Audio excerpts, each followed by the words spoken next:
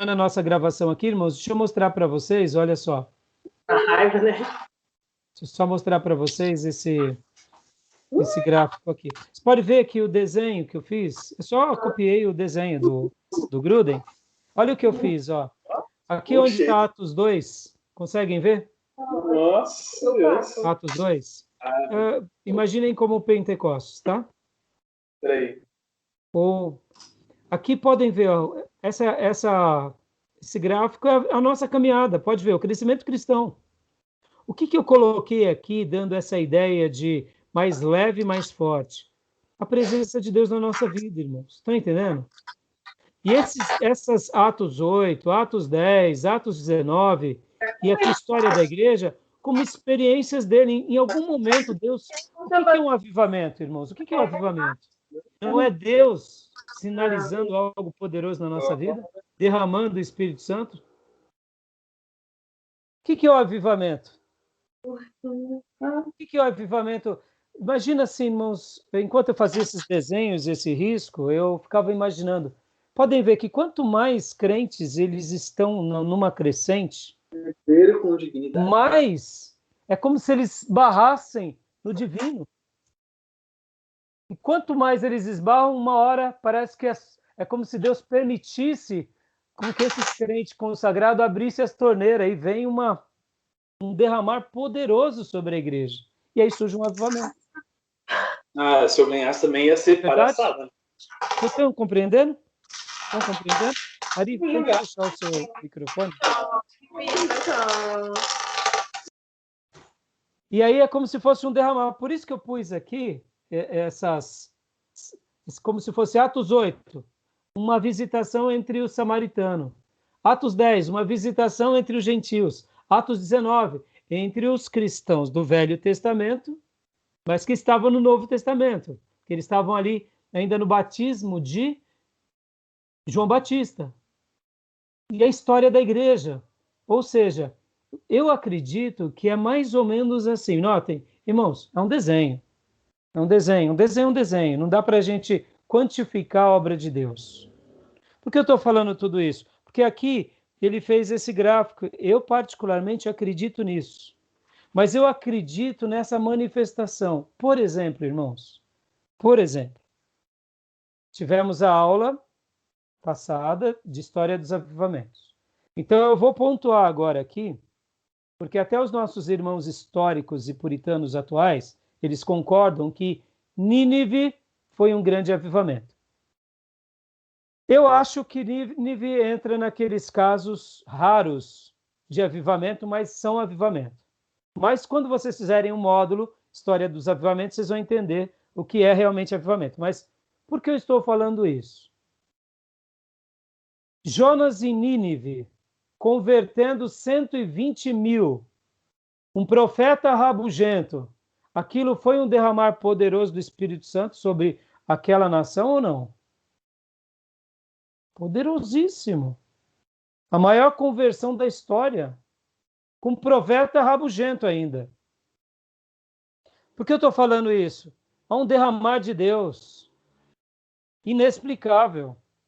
A história dos avivamentos é a história de momentos em que Deus marca a humanidade. A reforma protestante e o movimento do surgimento da igreja protestante, voltando à essência da igreja primitiva, foi um derramar de Deus na vida daqueles servos de Deus ou não foi? Foi uma experiência, vamos chamar de segunda bênção? Lutero teve uma segunda bênção ou não teve? Quando a gente pega a vida de Jonathan Edwards, George Whitefield, John Wesley, que de um dado momento eles tinham uma vida, depois de uma outra vida, algo extraordinário aconteceu. Se eles falaram em línguas, se não falaram em línguas, não entra no mérito. O que entra é que houve uma experiência poderosa que começa um grande avivamento que atinge a Europa e a América. Foi uma segunda bênção? Foi uma plenitude do Espírito Santo?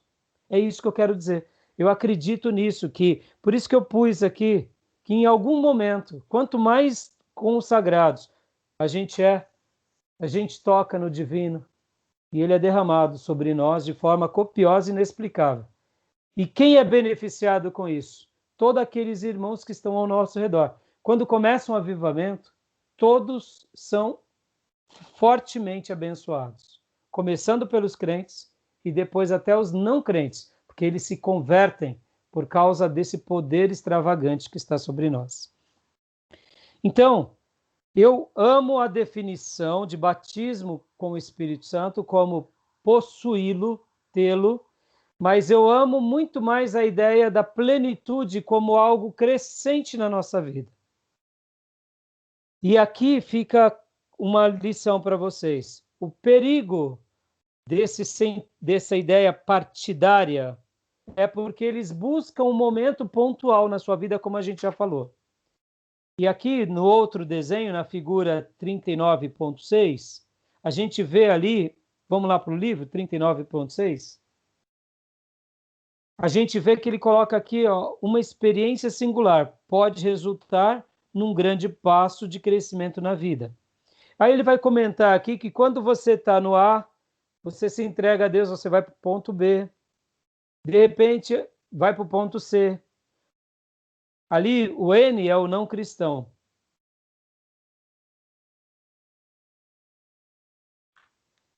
Então, o autor ele vai comentar, inclusive, que termos nós devemos usar hoje em dia. Que termos nós devemos usar hoje em dia? Deixa eu só explicar uma coisa aqui para vocês, irmãos. Por exemplo, no Velho Testamento as pessoas eram salvas sem saber do nome de Jesus? Eles eram salvos no Velho Testamento? Sim ou não? Creio que sim. Sim. Criam no Deus Criador de todas as coisas, automaticamente criam em Jesus. É que não havia Não havia revelação, não é? É. O Espírito Santo já não estava trabalhando para eles crerem? Já. Mas eles acreditavam e a fé deles era baseada no quê? Porque o meu Redentor vive e em breve ele se revelará. Então eles eram salvos por olhar para frente. Deus virá e mandará o meu Salvador.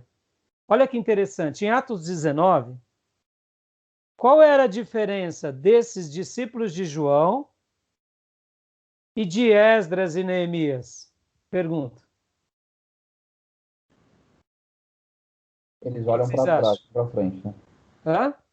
Eles olham pelo que já ocorreu, não pelo que há de ocorrer. Sim. E os discípulos de João, em Atos 19, Jesus já tinha vindo, já tinha morrido, já tinha ressuscitado, e eles estão no batismo de João. Qual é a diferença deles para Esdras, Neemias, José do Egito, Davi? O que vocês acham? Nenhuma, né? Nenhuma. O meu Redentor vive. Eu poderia acrescentar aqui uma palavrinha. E ele está chegando, porque o último profeta dele nós conhecemos. Ou seja, o meu Redentor vive e está chegando. Porque aquele que veio preparar o caminho dele, preparou e eu fui batizado. Percebam, eles tinham fé em quem? No Deus eterno, no Deus de Israel. A fé deles estava baseada no Deus eterno, no Todo-Poderoso.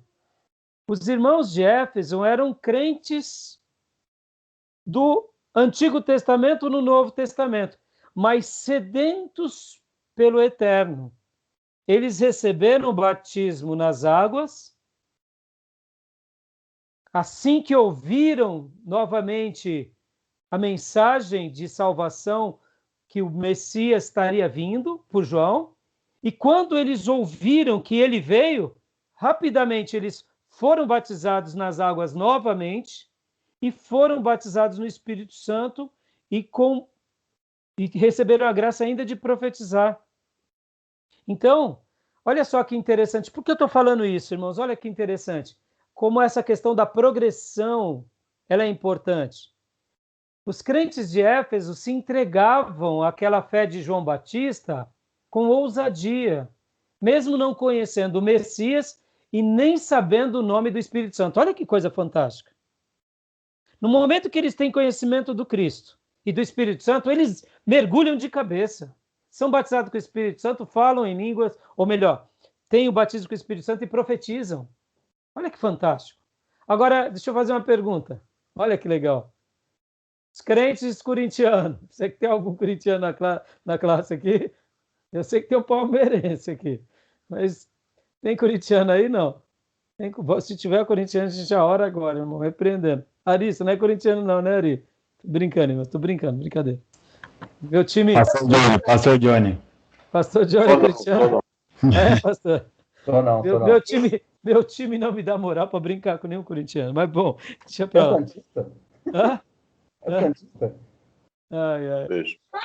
Mas deixa eu falar aqui. Os crentes de Coríntios, eles conheciam o Cristo? Conheciam. Eles sabiam do Espírito Santo? Sabiam. Eles tinham os dons do Espírito Santo? Tinham.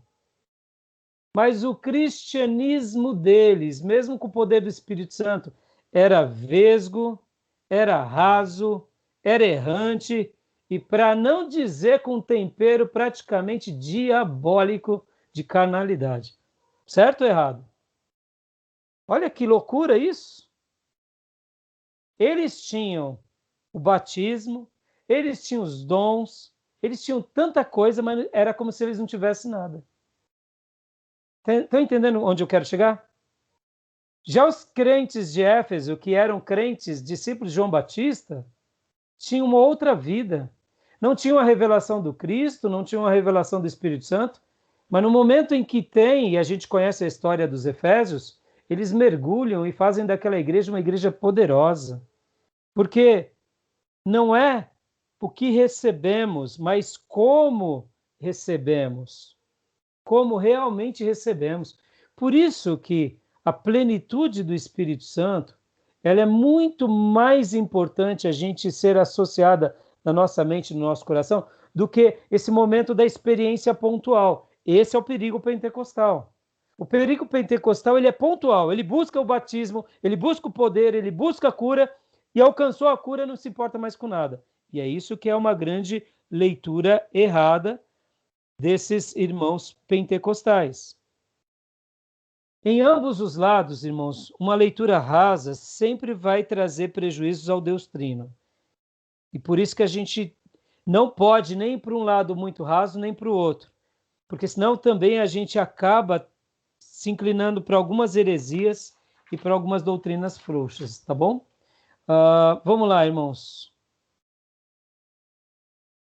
Eu escrevi aqui, eu vou citar rapidamente, olha, quando inferiorizamos Atos, inferiorizamos a principal pessoa do livro. Quem é a principal pessoa do livro de Atos? É o Espírito Santo de Deus. Guarda isso, irmãos. Quando damos um prestígio inferior a Atos, a gente não está apenas cessionando os dons, mas a gente está trazendo menos beleza àquela pessoa que foi o maior líder daquela igreja e é o maior líder de todas as igrejas de todos os tempos, que é a pessoa do Espírito Santo.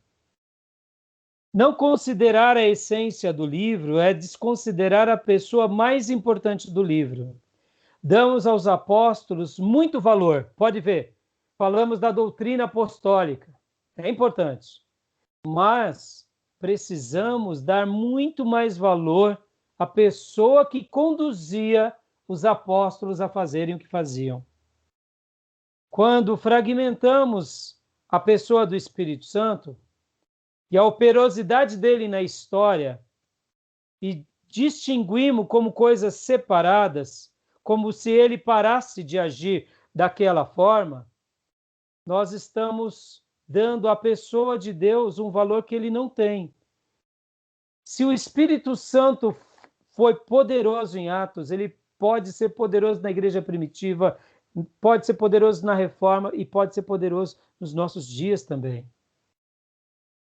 O Espírito Santo é o destaque principal no passado com os apóstolos, com as igrejas, com as missões.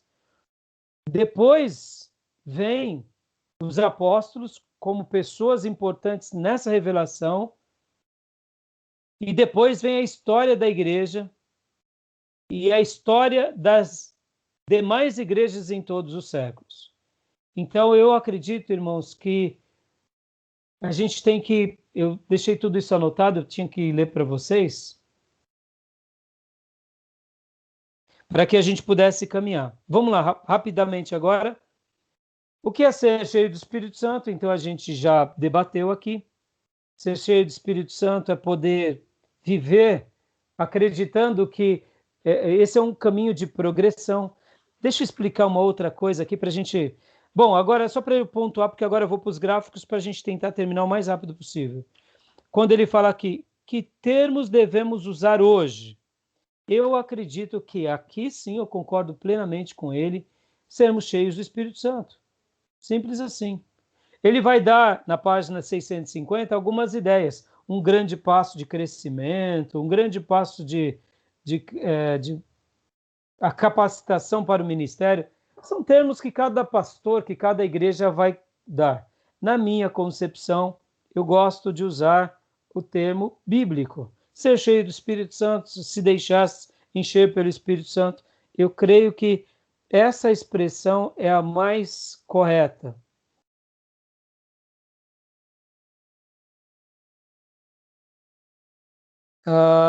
Quer ver o que mais? Deixa eu ver aqui.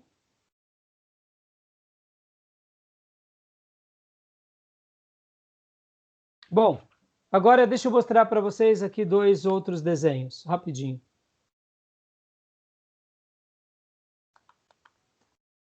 Só um minutinho.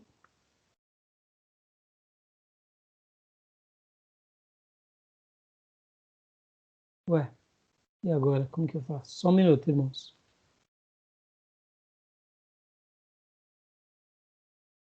Isso. Sabe qual que é o grande problema nosso, irmãos, nessas maneiras de fazer alguma leitura? Olha que interessante aqui, ó. Deixa eu mostrar esse outro desenho aqui que eu fiz para vocês. O ruim de desenho é isso, irmãos. É que nem matemática, né? Se a gente não vê a matemática aplicada de uma forma plena, a gente acaba se perdendo, né? Olha só.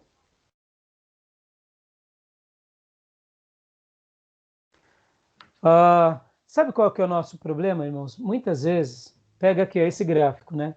Esse é o lado, pensem assim como essa parte de baixo aqui, ó, a nossa humanidade, a nossa maturidade. Quanto mais o tempo passa, a gente vai crescendo. Pensa assim, nós geralmente temos essa dificuldade de associar uma coisa em detrimento de outra. A gente gosta disso. A gente gosta, por exemplo, de classificar as coisas meio que fechada. Só que, na realidade, a nossa vida com Deus tem um lado humano e tem um lado espiritual. Pode ver que aqui, nesse outro gráfico, desenho simples, seria o da vida espiritual. A vida espiritual, a gente cresce para cima. A gente cresce com Deus, nas informações de Deus. Pode ver que a nossa relação com Deus, não sei se eu consigo explicar aqui para vocês, mas tem um lado humano, estamos na horizontal, que nos avaliamos. Então, quando eu te avalio, quando você me avalia, nós temos a objetividade de avaliar pelo que nós olhamos na horizontal. Mas Deus, quando Ele nos vê pela vertical. Pode ver que tudo que recebemos e todo o crescimento de verdade vem de Deus sobre nós. Foi o próprio Deus que veio ao nosso encontro, Ele deixou a revelação dele para nós. E quando isso tudo, de fato, a gente dá uma devolução a Ele, a gente cresce em direção dele e, naturalmente, a gente expande na vida. Geralmente, quando a gente pensa assim, sobre crescimento e maturidade, a gente confunde. Por exemplo, quer ver uma coisa, irmão? A gente vê um irmão na igreja que é um irmão meio atrapalhado. Eu vou apelidar ele de irmão Sansão, tá? Tá bom? O irmão Sansão. Sabe o irmão Sansão? É aquele irmão que a gente vê Deus agindo, mas de repente ele está lá com a Dalila. Entendeu? Ele faz algo, você fala, mas foi Deus que revelou mesmo para o irmão. Mas ele é um carnal picanha, alcatra, maminha. Como ele consegue viver nessa... Esse irmão não entendeu direito que a vida espiritual e humana é um pacote. Ele fraciona, ele se divide. Eu não sei se vocês já pararam para pensar, mas tem muita gente que vive assim. Eu sou crente na igreja, domingo, como ministro. Lá no trabalho eu mando calar a boca o gadareno e se precisar eu meto a mão. Porque lá no trabalho, pastor, é só gadareno. Aí eu digo, é um irmão que dividiu. Não, pastor, é o seguinte, na igreja eu dou dízimo, é tudo consagrado. Nos negócios é outra coisa, pastor. Não, a gente não fora da igreja é outro negócio, pastor. Aí não dá para misturar, pastor. Fora da igreja, na igreja, na igreja. Estão entendendo? Dá para a gente separar as coisas da nossa vida, irmãos? O que vocês acham? Não dá. Mas tem muita gente que separa ou não tem? Tem os espiões secretos de Cristo. Rapaz, você é crente? Sou, tem 10 anos. É mesmo que você foi? Sou maestro. Lá na Bolsa, enquanto eu trabalhava, logo depois que eu me converti, eu procurei encontrar os crentes do mercado. E aí me falaram, olha, tem uma corretora aqui que tem um crente. E logo eu fui na pessoa que era mais sensata, mais centrado, que tinha mais ética. E cheguei nesse rapaz, e lembro como hoje, o nome dele era Benedito. Falei, Benê, você é crente, né, Benê? Ele olhou para mim, deu risada, falou, eu crente? Falei, você tem postura. Ele dava risada, eu falei, não, Rai, eu não sou crente, o crente é o fulano. Era o irmão, um outro irmão, não vou citar o nome, está sendo gravado aqui, mas ele vai lembrar que era ele. Irmão, esse outro irmão, pelo amor de Deus, da equipe, que era uma grande equipe, era uma corretora grande, vou falar a corretora, é a Gap. Tinha umas 10 pessoas e tinha um mais atribulado. Ele falou, quando ele me falou, é o fulano, eu era novo convertido, irmãos. Eu falei, não é possível. Fala palavrão, xinga, briga, sai na mão. Não é crente, não. Aí quando eu fui conhecer o irmão era músico, filho de maestro, quase regente do coral. Aí eu fiquei escandalizado. Eu falei, meu Deus do céu. O pai dele era evangelista. Eu entrei em crise. Eu falei, mas como pode isso? Como pode? Porque a gente avalia pelo comportamento. Concorda? Perceba, irmão, muitas vezes o irmão tem caráter e a gente fala, o irmão é cheio do Espírito Santo. Não, ele tem na linha da humanidade dele, ele cresceu. No primeiro desenho que eu fiz para vocês, eu pus aqui o lado da humanidade, ó. Ele cresceu, ó. Vamos pôr aqui, ó, 1, 2. Ele cresceu. O que acontece? Quanto mais você cresce aqui, maior vai ser o seu caráter. Nesse outro gráfico aqui, irmãos, é o gráfico da espiritualidade. O irmão cresceu para cima. Muitas vezes o irmão se converteu, ele está na igreja, ele aperta o botãozinho pentecostal. Já viram isso, irmãos? Eu estou entrando nesse termo aqui para quebrar os tabus.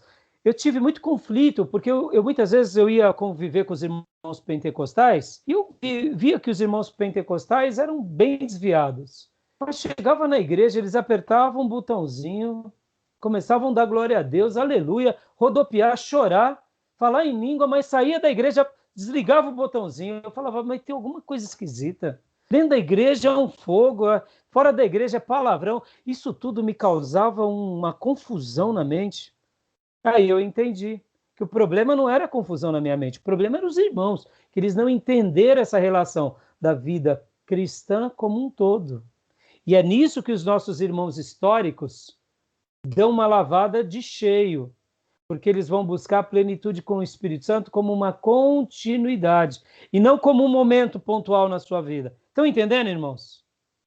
Deixa eu mostrar um terceiro desenho para vocês, eu acho que agora vocês vão achar mais interessante. Que é esse daqui da página, que é esse desenho aqui, praticamente eu reescrevi esse desenho da página 39C, ou o 39.5, pode ver. Aquele 39.5, que é do gráfico que eu fiz, notem bem, irmãos, a vida espiritual é praticamente isso, ó. É um crescimento em humanidade, maturidade, caráter, e é um crescimento de espiritualidade.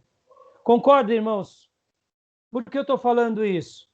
Porque se eu vou para a vigília, se eu oro, se eu jejuo, mas se eu não faço valer aqui, ó, na minha humanidade, eu tenho momentos pontuais com o Espírito Santo. E isso não vai me dar substância, porque eu vou ser uma pessoa que na minha espiritualidade está lá em cima, mas na minha prática humana eu estou aqui embaixo, ó. Eu não saí dos primeiros degraus, se assim eu pudesse dizer. Vamos pensar aqui como um degrau, tá, irmãos? Ó, essa parte aqui, tá? Eu não sei se eu consigo escrever. Ah, eu acho que eu consigo escrever, desenhar. Acho que eu consigo, isso. Aqui, ó.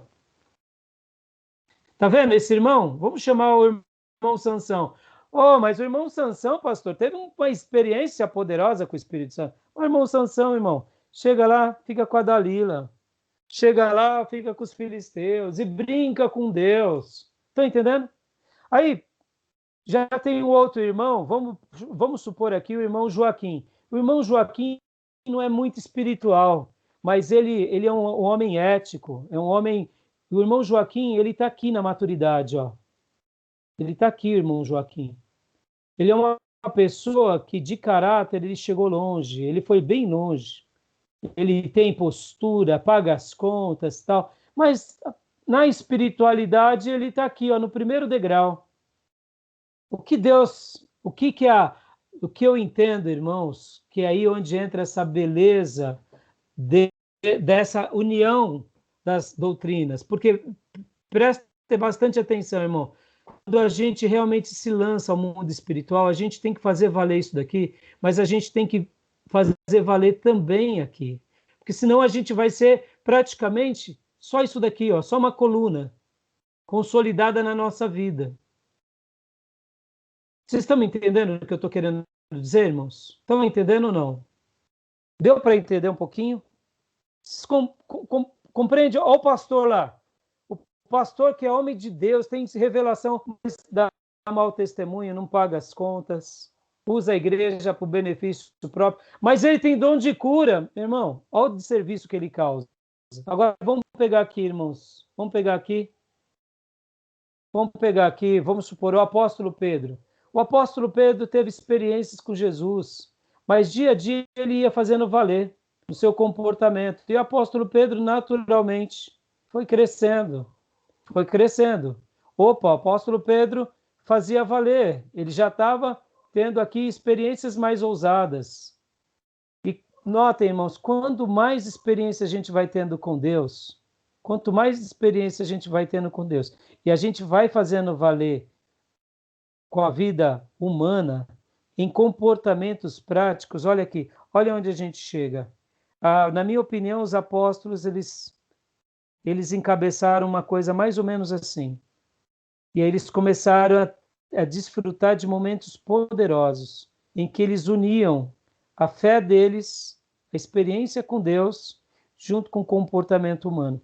Eu deixei aqui essa parte em vermelho, como se fosse um outro gráfico parecido com esse daqui. Aqui eu não coloquei que essa parte é a parte maior, onde representava o Espírito Santo. Ou seja, a gente vai crescendo, irmãos. A gente vai se esbarrando mais com o Espírito Santo. A gente vai se consagrando mais. A gente vai vivendo essa intensidade. E, naturalmente, a gente vai tendo experiências poderosas. Não sei se vocês estão compreendendo um pouco esses meus desenhos. Deu para entender? Deu para entender, irmãos? Então, queridos, há graus de capacitação, comunhão com Deus e maturidade cristã pessoal, e nós devemos entender como a gente deve entender as experiências hoje. Que termos usar hoje? Na minha opinião, plenitude com o Espírito Santo. O que é ser cheio do Espírito Santo? Na minha perspectiva, ser cheio do Espírito Santo é a união dessa experiência espiritual que a cada dia a gente faz valer na vida. Deixa eu dar um segredo aqui para vocês. Atos, capítulo de número 6. Na instituição dos diáconos. O que precisava para ser um diácono? Vamos lá, pastor Johnny. O que precisava para ser um diácono? Lá usa o termo ser cheio do Espírito Santo, né? Então eram pessoas idôneas. Desculpa, o termo real eu não vou lembrar, tá? Tá bom, não tem problema, tá acertando. Quem Idôneas, mais lembra? O pastor Johnny já deu 2 termos. Ser cheio do Espírito Santo. Marido de uma só mulher. Então, ali, ali não está. Essa, Felipe, é a de Timóteo. Ali já vai falar Verdade. isso. Atos 6, quando faz aquela seleção dos diáconos que tinham descendência grega, os helenistas, para servir as viúvas, ou melhor, desculpem, eles tinham que ter parentesco entre os helênicos. Tanto é que a gente vai ver que Estevão, Filipe são nomes gregos. Então eles eram judeus convertidos, mas que tinham parentescos com os gregos, para servirem as helenistas. Conhecer bem as escrituras, né? Hã?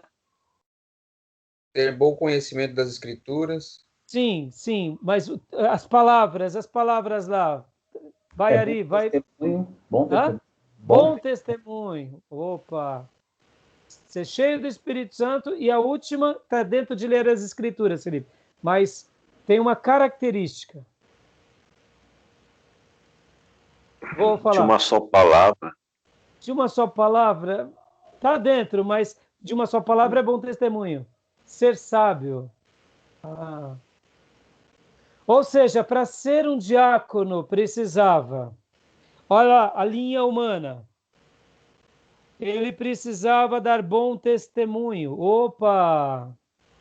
Ele precisava ser sábio. O que isso diz? Diz sobre comportamento. A ideia remete à ideia de crescimento, de caráter. Olha, por que eu estou falando tudo isso, irmãos? Vocês já ouviram aquela expressão? Os irmãos ingleses, os irmãos americanos são muito prudentes, são cheios de caráteres, mas são vazios do Espírito Santo. Já ouviram essa expressão? Porque para eles o cristianismo tem a ver com desdobramento ético e moral. Esse é o lado humano. Mas não precisamos ser cristãos para desenvolvermos o lado de caráter e de ética e moral. Mas com o cristianismo isso é bem fundamentado. Então aqui em Atos 6 mostra que para ser um diácono precisava ser o quê? Cheio do Espírito Santo. E ter o quê? Bom testemunho e ser sábio.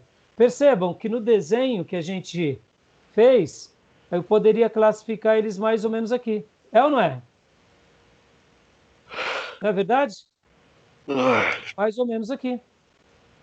Ou seja, para ser um diácono precisava ser alguém... Olha o gráfico. Olha o gráfico que o nosso querido irmão falou sobre plenitude do Espírito Santo. Estão entendendo? Não tem como ser cristão.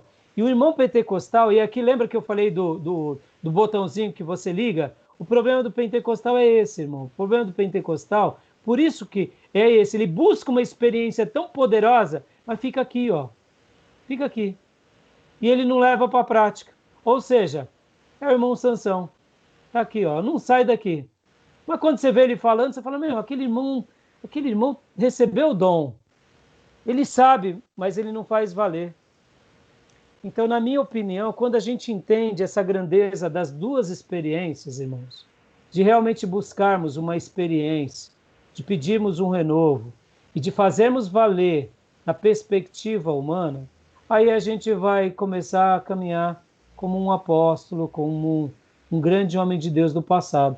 E aí a gente vai marcar uma história poderosa, porque a gente vai chegar e atingir um nível como nunca a gente atingiu. Eu não sei se o meu desenho piorou para vocês, mas melhorou, mas vocês entenderam mais ou menos o que eu fiz aqui? Sim. É sim. bem infantil, me desculpem pelas habilidades tecnológicas, porque eu sou infantil nisso. Mas tudo bem, meus irmãos? Ok. Tranquilo? Tranquilo, irmãos? Querem fazer algum comentário? Ok, pastor, eu entendi. Eu acredito, na minha opinião, que os nossos irmãos, eles se completam nos seus ensinos. E, na minha opinião, nós podemos, sim, desfrutar de coisas maravilhosas ao longo da nossa caminhada, ao longo da nossa vida. E o desejo do meu coração aqui, hoje, terminando aqui essa nossa matéria, o grande líder da igreja primitiva, ele lidere as nossas vidas e nos ajude nessa caminhada e que a gente possa crescer tanto que a gente possa tocá-lo e que a unção dele possa ser derramada de forma copiosa sobre a nossa vida, para que a gente possa ser instrumentos dele nessa terra. Tá bom, meus irmãos? Amém. Querem fazer alguma citação, algum comentário? Essa é a nossa última aula. Foi maravilhosa a experiência. Eu queria agradecer o fato da gente estar sistematicamente dando um passo aqui para conhecimento tão profundo, tem sido edificante demais para minha vida. Então, glória a Deus aí. Amém, meu irmão. Vocês. Deus seja louvado. E eu falava com um irmão semanas atrás que poder passar essas aulas para vocês e para aqueles que um dia forem, né, ser ministrados, é um privilégio. Mesmo vocês 3 começando agora, o Felipe já quase no final do curso, procurei ser o mais esclarecedor possível, mas eu não tenho dúvida que Deus, assim, quebrou paradigmas, abriu horizontes, e além de aulas técnicas, a gente teve também respostas de Deus na nossa vida. Até porque esse assunto, ele é muito gratificante, porque a gente está falando da terceira pessoa da Trindade, que a gente tem uma experiência diária com ele. Então, eu louvo a Deus por esse momento e o desejo do meu coração é mostrar que os nossos grandes servos de Deus do passado e do presente, eles têm coisas lindas para nos ensinar e que a gente pode estar aprendendo e ouvindo tudo e retendo o que é bom. Mas o mais importante de tudo é deixar o texto bíblico falar e a gente ter o quê? Essa prática. Porque se um diácono precisa ser cheio do Espírito Santo, dar bom testemunho e ser sábio, o que mais precisa para um ministro, para um evangelista, para um pastor? É aí onde entra o texto de Timóteo. Precisa de coisas mais elevadas. Mas, sobretudo, é viver na dependência dessa pessoa tão especial que é o Espírito Santo de Deus, né? Tá bom? Quer falar alguma coisa, Ari? Querem falar mais alguma coisa, irmãos? Podem falar, porque é a nossa última. Não, pastor, tudo tranquilo. Tá tranquilo. Tá tudo Amém. bem também. Amém. Então, Foi um prazer ver vocês dois aí debaterem as suas visões aí. Foi bom. não, é que na realidade, assim, não é que o Felipe... depois eu até continuo com ele, né? Mas aqui o que eu quis deixar é o meu posicionamento como professor de vocês. Foi muito Mas bom. vamos supor que nós estivéssemos aqui na classe, e eu digo isso porque como eu já estudei bastante esse capítulo, e depois eu até digo, estudem melhor. O Gruder, ele tenta trazer uma linha mais saudável e traz a linha.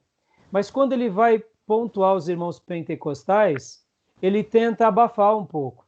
E eu acho que ele é um histórico, e ele está certo, ele não está errado, porque ele é um pensador, eu não sei que denominação ele é, mas eu deduzo que ele é de uma linha mais avivada, mais um tradicional que flerta com os avivados. Eu deduzo que é essa a linha dele, não sei, não conheço. Mas eu noto que eu precisava fazer essa defesa aos irmãos pentecostais. Porque os irmãos pentecostais que acreditam na segunda bênção, acreditam nesse poder, eu, agora entrando na minha experiência, então em cima da minha experiência não dá para fazer doutrina, tá, irmãos? Eu tive muitas experiências, irmãos. Vou contar uma só. Eu estava numa vigília com os seminaristas. A minha classe, fazíamos muitas vigílias. E nós estávamos no monte e fazia muito frio, mas muito frio. E nós fazíamos fogueira, nós chegamos até a construir uns barraquinhos de plástico, caso garoasse muito forte. E naqueles dias eu estava com meu pulmão doendo. E eu estava com uma gripe muito forte. E um dos alunos do seminário, que já era um ministro de louvor, ele começou a orar por mim, ele não sabia disso. E ele começou a fazer assim com a mão por cima do meu peito. E não sem esfregar, sem nada disso. Ele só passava a mão, assim como se fosse esse movimento. E nas minhas costas. Irmãos, sem brincadeira. Mas Deus derramou um fogo tão grande no meu peito, queimando.